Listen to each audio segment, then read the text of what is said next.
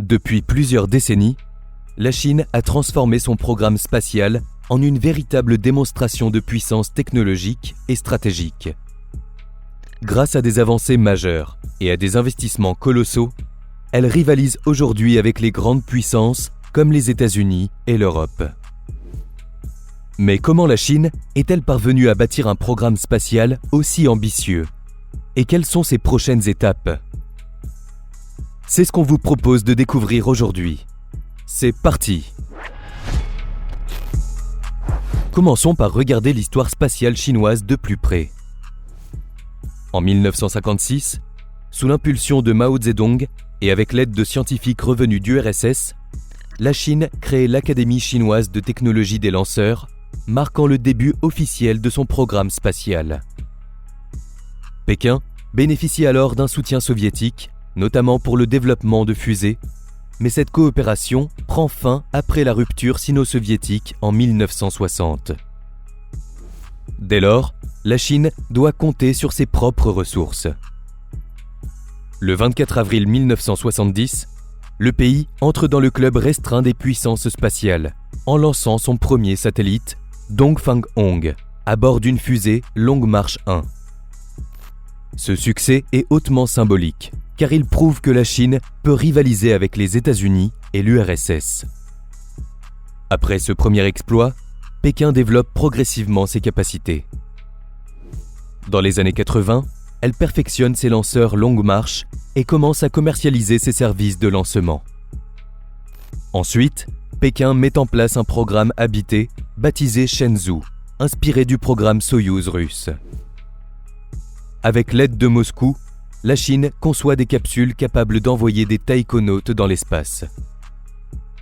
Cependant, l'accident de la fusée Long March 3B en 1996, qui s'écrase peu après le décollage avec un satellite américain à bord, ralentit temporairement les ambitions chinoises. Ensuite, le 15 octobre 2003, la Chine franchit une nouvelle étape en envoyant son premier taïkonaute, Yang Liwei, en orbite à bord de Shenzhou 5. Elle devient ainsi le troisième pays au monde, après l'URSS et les États-Unis, à réaliser un vol spatial habité. Ce succès confirme ses ambitions et ouvre la voie à des missions plus complexes. En 2007, la Chine démontre sa puissance technologique en détruisant l'un de ses propres satellites avec un missile anti-satellite, ce qui provoque des critiques internationales en raison des débris générés. À partir des années 2010, la Chine accélère son programme d'exploration spatiale.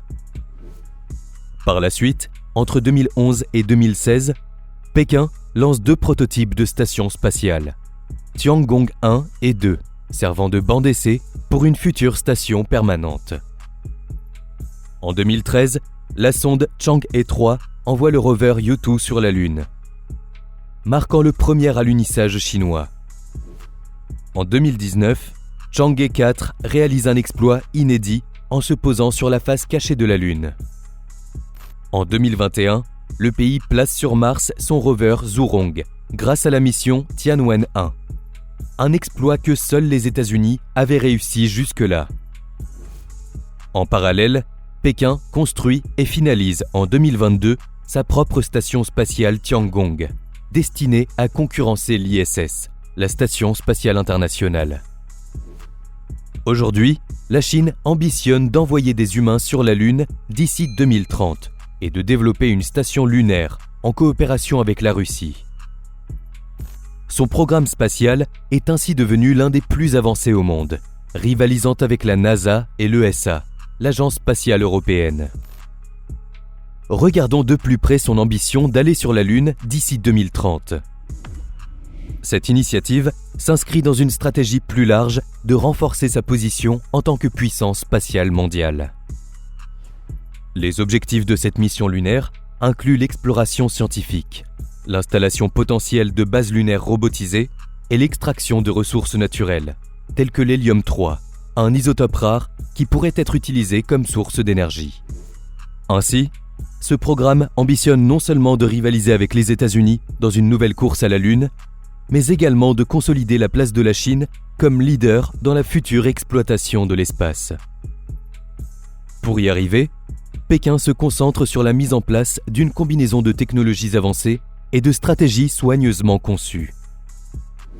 Tout commence par le développement de lanceurs puissants comme les fusées Longue Marche 9 et Longue Marche 10, capables de transporter des charges lourdes et des équipages vers la Lune.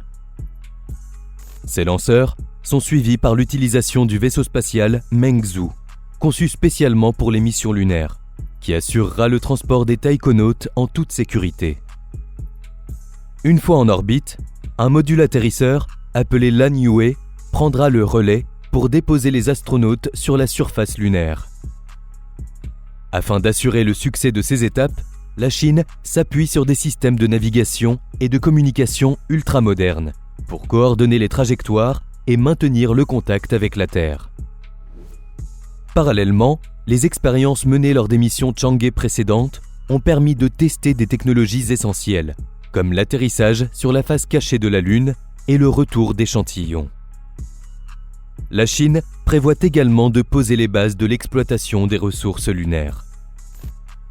Il faut savoir que le pays a également dévoilé un plan ambitieux pour l'exploration spatiale, visant à étendre ses missions bien au-delà de la Lune.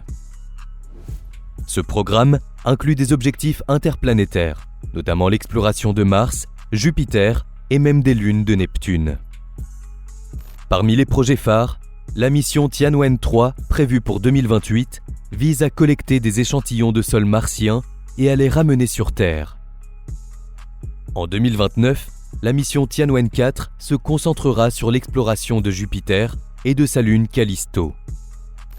À plus long terme, la Chine prévoit de développer une station de recherche autonome sur Mars d'ici 2038, ainsi qu'une mission vers Triton, la plus grande lune de Neptune, pour étudier son océan sous-glaciaire. Mais alors, où en est le programme spatial chinois ? Le 15 novembre 2024, la Chine a annoncé son projet de construire une base lunaire en utilisant des briques fabriquées à partir de sol lunaire, également appelées régolithes. Cette approche vise à réduire les coûts astronomiques liés au transport de matériaux depuis la Terre. Les chercheurs chinois ont développé des prototypes de briques à partir de matériaux terrestres imitant les propriétés du régolithe lunaire. Ces briques, conçues pour résister aux conditions extrêmes de la Lune, seront testées dans l'espace pour évaluer leur durabilité face au rayonnement cosmique, aux températures extrêmes et aux micrométéorites. L'objectif à long terme est de construire une base permanente sur la Lune d'ici 2035, en utilisant des ressources locales. Ce projet s'inscrit dans une vision plus large de l'exploration spatiale, où la Lune pourrait servir d'escale pour des missions futures vers Mars et au-delà. Ensuite, le 25 novembre, la Shanghai Academy of Spaceflight Technology a réalisé une avancée majeure en développant une technologie qui permet aux satellites de fonctionner de manière totalement autonome, sans aucune intervention humaine depuis la Terre. Cela s'est concrétisé avec le lancement des satellites jumeaux Gaojing 2, 03 et 04 à bord d'une fusée Longue Marche 2C depuis la base de Jiuquan. Ces satellites sont capables de prendre leurs propres décisions pour effectuer des manœuvres, ajuster leur trajectoire et gérer leurs opérations en orbite en s'appuyant sur des algorithmes avancés d'intelligence artificielle. Quelques jours plus tard, le 29 novembre 2024, la Chine a lancé avec succès 3 astronautes, dont une femme, vers sa station spatiale Tiangong. Cette mission, nommée Shenzhou 19, marque une étape importante dans le programme spatial chinois. Le vaisseau a été propulsé par une fusée Longue Marche 2F depuis le centre de lancement de Jiuquan, situé dans le nord-ouest de la Chine.